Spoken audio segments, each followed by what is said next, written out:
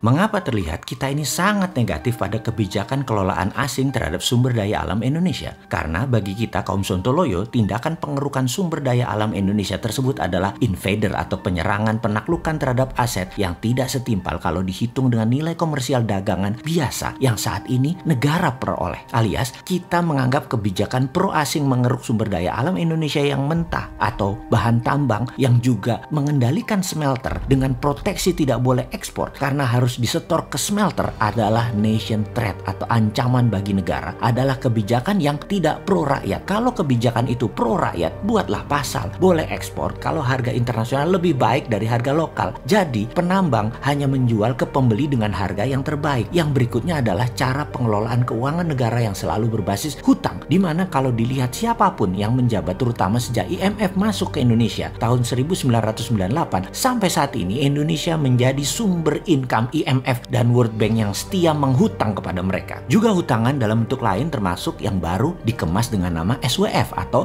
Sovereign Wealth Fund yang berbeda sangat jauh dengan SWF-nya MMT atau Modern Monetary Theory yang tidak berbasis hutang. Apapun strateginya untuk menutupi bolong APBN dan proyek negara, semua pakai hutang. Itulah yang oleh kaum Sontoloyo dipertanyakan. Karena kaum Sontoloyo ini anti hutang. Dua hal yang selalu kita tekankan karena hutang adalah nation threat. Dari kacamata kami, meminjam kalau kita berbisnis itu biasa kalau itu untuk hal yang produktif. Namun kalau konsumtif seperti hutang memakai kartu kredit di mana pasti sulit bayarnya pada saat ekonomi keluarga lagi turun atau berat. Demikian juga hutang yang jadi pilihan saat ini di dalam mengelola pemerintahan saat ini. Hutangnya banyak yang untuk hal konsumtif. Lalu beliau bisa-bisanya loh ngajari anak SD ngutang itu biasa atau nggak apa-apa. Di media tercatat loh hal ini. Kok tega-teganya ngajarin hutang ini bagi negara itu tidak apa-apa dan diajarin ke anak SD lagi. Lalu kita mengatakan dengan tegas, hutang konsumtif negara adalah ancaman nasional dan ini harus didengungkan agar masyarakat dan sahabat semua paham. Ada cara kelola yang tanpa hutang dan sumber daya alam tidak dikeduk secara brutal tetapi dapat lebih banyak manfaatnya hingga bahkan 100 kali lipat bahkan 500 kali lipat dari apa yang pejabat negara maha bisa itu lakukan sekarang. Untuk negaranya pendapatannya naik 100 atau 500 kali lipat. Ada caranya. SWF yang tidak pakai hutang adalah Sovereign Wealth Fund dengan pendekatan Modern Monetary Theory. Guru besarnya namanya Michael Hudson, di mana kita semua tahu Hudson lama mengajar di Peking University. Hampir semua politbiro petinggi Partai Komunis Cina adalah murid Hudson saat ini. Mungkin yang terbaik dari murid Michael Hudson adalah Xi Jinping, pemimpin Partai Komunis Tiongkok yang saat ini berkuasa dengan jabatan seumur hidup. Yang kedua, pada tahun 1971 di mana di zaman Nixon jadi presiden kala itu, Hudson lah yang menginisiasi melepas dolar dari ikatan emas sebagai underlying printing money. Dolar dicetak kemudian berdasarkan hutang negara lain, alias dolar dicetak berdasar proyek produktif. Sejak tahun 1971 itulah masa keemasan negara Amerika hingga saat ini, di mana di dalam 8 tahun terakhir di challenge atau ditantang oleh Tiongkok dengan obornya One Belt One Road-nya yang sudah mulai mengikat lebih dari 70 negara. Keduanya, Tiongkok sejak 1989 dan Amerika sejak tahun 1971 secara prinsip dasar menggunakan hal yang sama, yaitu menggunakan MMT sebagai basis keuangan negaranya. Inilah yang menjadi tantangan karena pejabat sejak IMF tahun 1998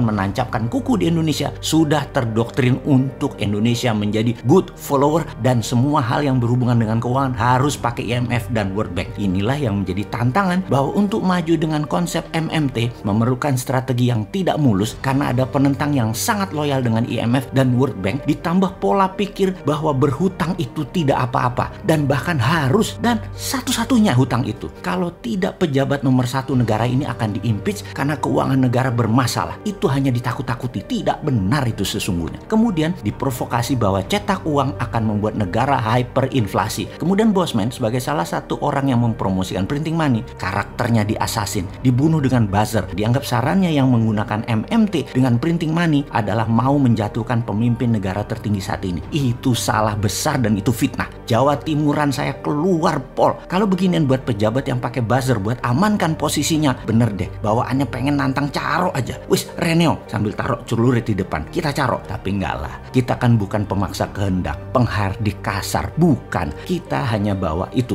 Hal itu semua hanya bawaan diri karena budaya adat Jawa Timuran. Dulu kalau harga diri tersentuh di kampung saya saya ya sering terjadi caro, tapi tidak sekarang. Kalau sekarang perangnya lewat sosmed, kalau ditantang beneran nggak ada nyalinya anak muda itu sekarang. Oke, sekarang kita gunakan cara baru yang lebih kekinian. Kita gunakan perang udara, kita gunakan knowledge, kita gunakan buku, kita gunakan informasi. Dan saya sendirian melawan buzzer berbayar yang telah berhasil menjatuhkan nama Bosman dengan banyak jurus. Dan buktinya akhirnya banyak follower pemimpin tertinggi terpengaruh dan menjadi hater Bosman. Wah, cocok Iki. Jadi begitu ada hater dan buzzer jagain kita 24 jam, kita sekarang tahu kita diperhitungkan. Seru Iki.